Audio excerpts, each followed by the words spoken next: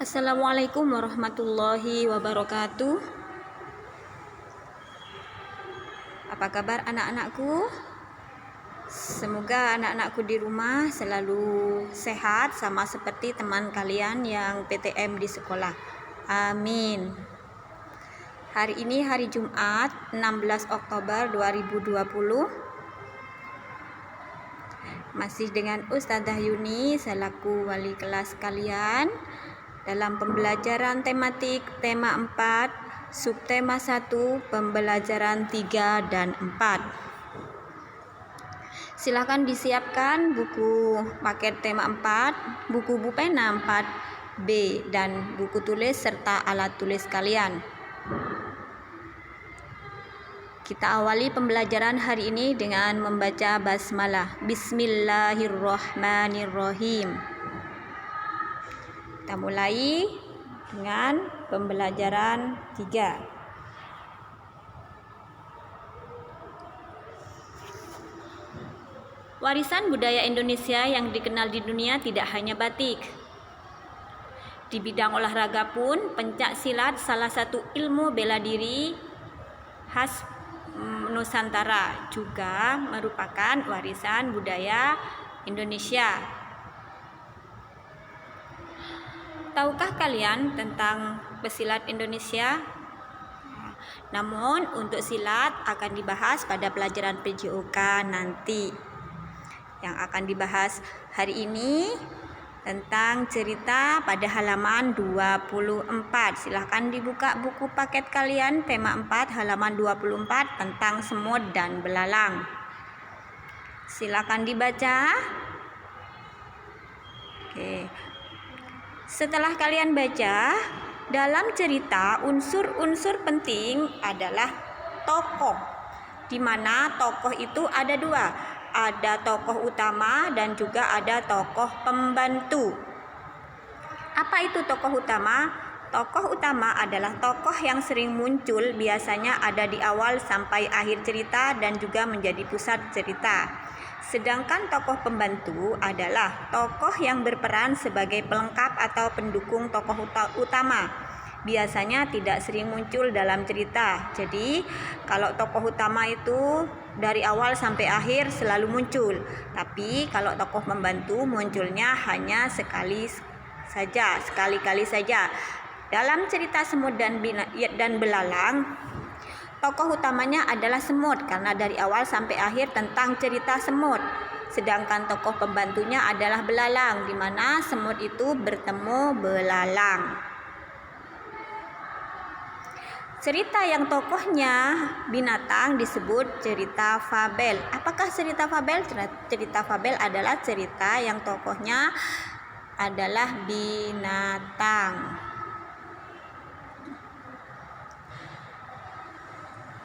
Untuk dapat memberikan pendapat terhadap perilaku tokoh, kita dapat melakukan dengan cara: yang pertama, membaca dengan seksama atau sungguh-sungguh jalannya cerita seperti yang kalian lakukan. Yang kedua, memperhatikan setiap perkataan dan perbuatan tokoh dalam cerita.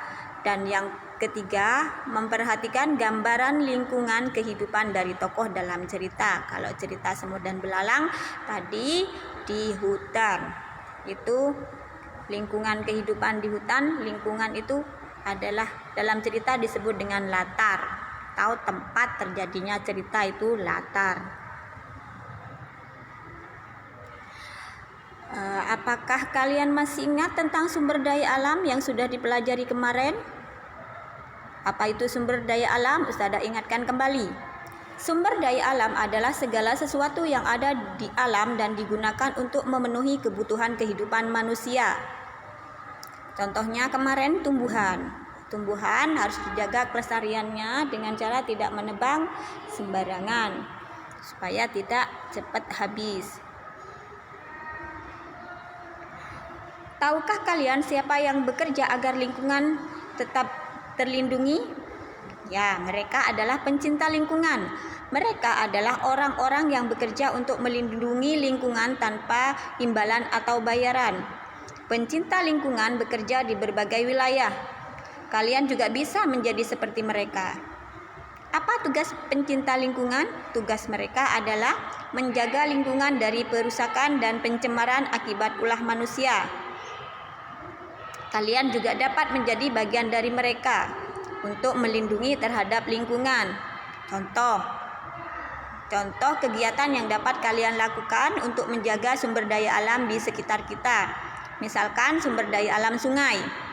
Yang harus kalian lakukan apa supaya terjaga kelestariannya? Yaitu tidak membuang sampah ke dalam sungai. Atau juga bisa dengan menanam pohon di sekitar sungai. Supaya itu terlaksana dan sungai dapat terpelihara, alat yang dibutuhkan apa saja? Tentunya keranjang sampah untuk membuang sampah, cangkul, serta bibit pohon.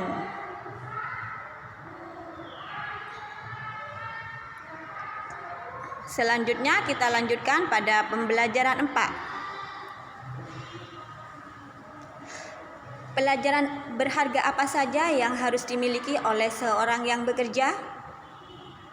Apa yang akan terjadi jika mereka tidak memiliki nilai-nilai itu? Saat seorang bekerja, mereka harus mempunyai nilai-nilai yang baik, jujur, dan kerja keras. Itu merupakan nilai yang harus dimiliki. Apa itu jujur? Apa contohnya? Untuk menjawab pertanyaan tersebut, silahkan dibaca cerpen halaman 28. Pemimpin idola, pemimpin yang jujur. Di situ ceritanya Ida dan temannya. Kalian bisa baca dengan seksama di buku paketnya halaman 28.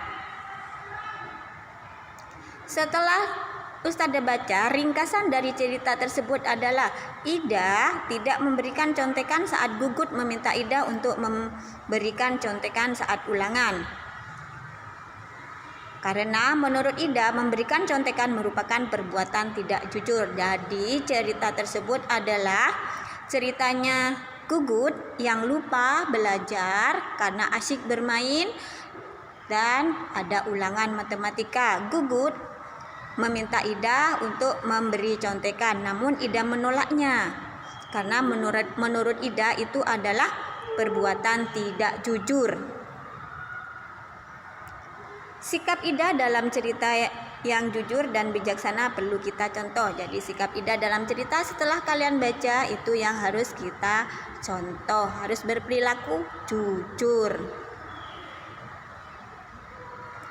Apa yang akan terjadi jika kita tidak berlaku jujur?